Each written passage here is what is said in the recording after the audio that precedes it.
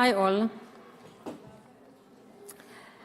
Let's begin upside down. Yes, this is David Ben-Gurion doing a headstand on the beach. Not a gimmick, a statement. His way of saying, to build something truly new requires flipping our perspective.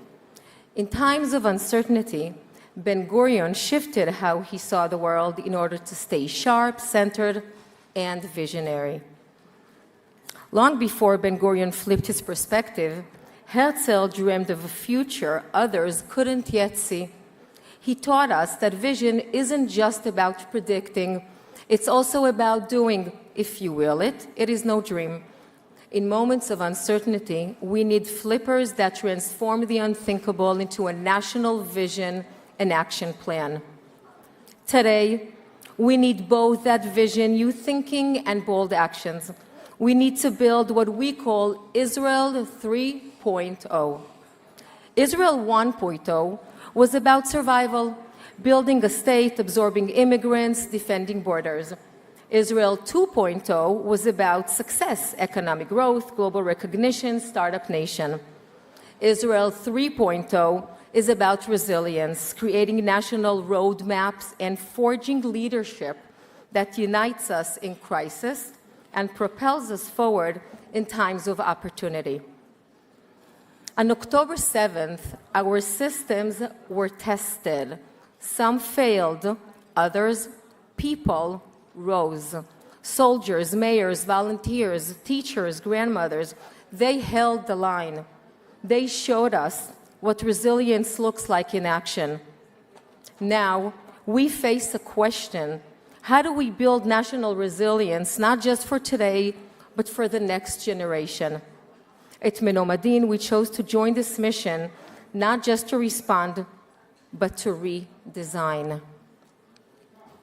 Menomadin's story began with the life journey of one visionary individual, a nation builder at heart. He has led the creation of over 100 national programs and is recognized as an expert in building and strengthening countries. In 2019, Chaim Taib made a pivotal decision to bring his group's assets and knowledge to support Israel's resilience and to fortify the future of Israel. Menomadin's vision for creating Israel's national roadmaps is built on 5 core pillars. Let me walk you through them. The first one is leadership, the human infrastructure of Israel 3.0. To build a resilient nation, we need more than strong systems. We need the people who lead them. In Israel 3.0, leadership becomes national infrastructure, the engine behind vision and the rebuilding of trust. That's why we invest in leadership. For example, in the Druze community, our Alam program serves as a national incubator for public sector leaders with a focus on measurable outcomes and adaptive strategy. And now, with government joining in both declaration of intent and funding, we're scaling it nationwide, empowering hundreds of Druze graduates to lead in key public roles. Because when crisis hits, systems don't operate on their own.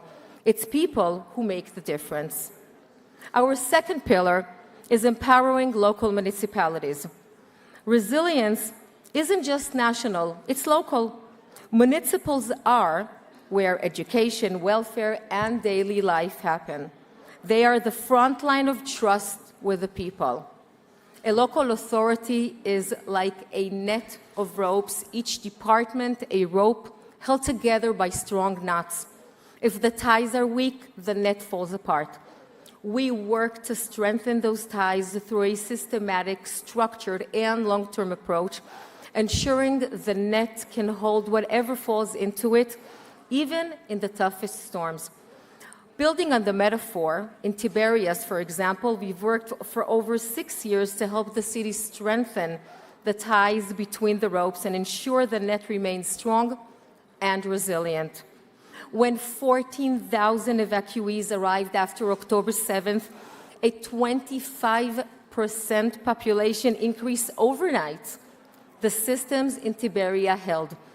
A school for 2,500 children was created within weeks. Elderly services scaled immediately. No local core service was disrupted. We call that resilient infrastructure.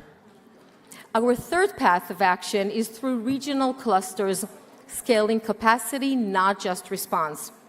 Local authorities do the heavy lifting, but regions help them scale.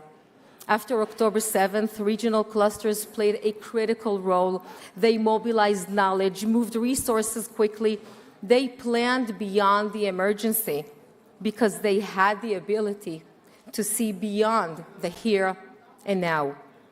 Menomadin works with regional clusters like Kinneret Valleys and with regional councils like Sdot Negev, strengthening the systems that connect communities rather than isolate them.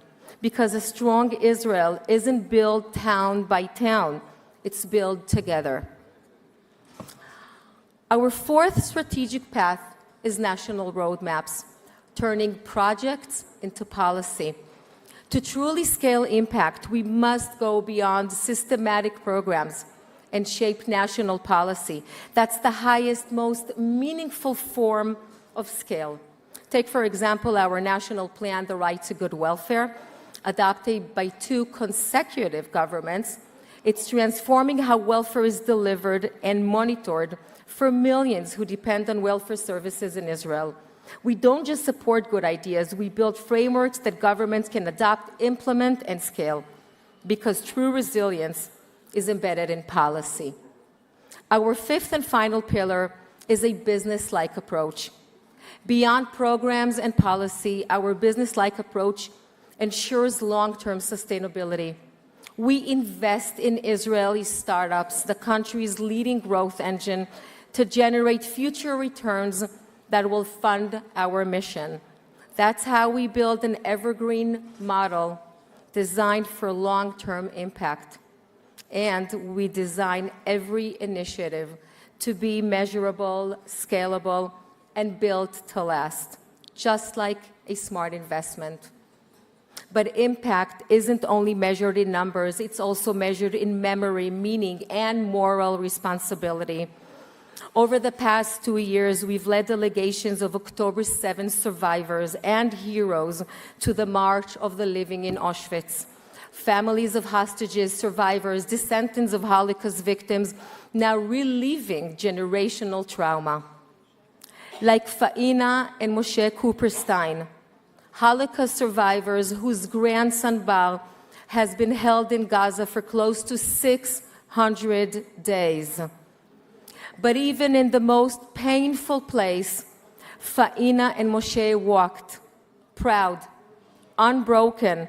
They showed us that resilience isn't just surviving, it's carrying pain with purpose and walking forward with unwavering strength. 58 hostages remain in captivity. Every day is a violation of humanity and a test of our unity. We will not stop until all of them are home.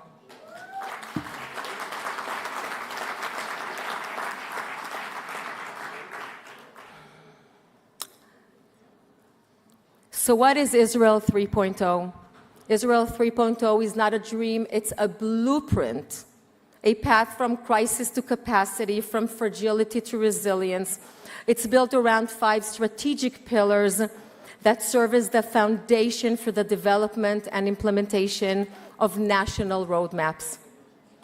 So from this stage, I invite you not just to believe in this blueprint, but to build and execute it with us.